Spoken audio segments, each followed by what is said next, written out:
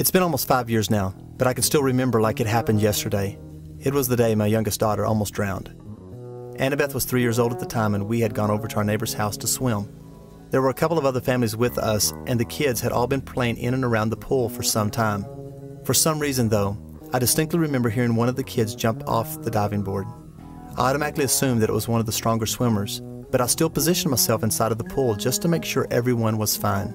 At that moment, I realized my youngest had jumped in and was not coming up. Now, this is the same 3-year-old who was absolutely terrified at the deep end of the pool.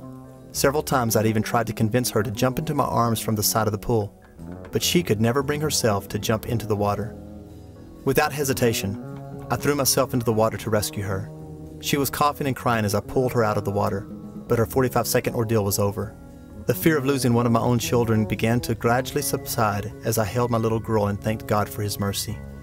Why is it that I did not hesitate to show my faithfulness to little Annabeth when she needed me the most, even after she had not shown trust in me?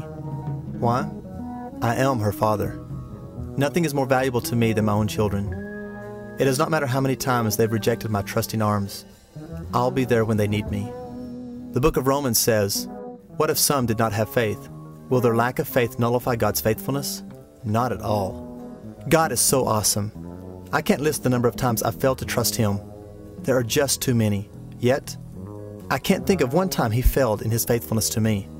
Jesus said, "Which of you fathers, if your son asks for a fish, will you give him a snake instead? Or if he asks for an egg, will you give him a scorpion?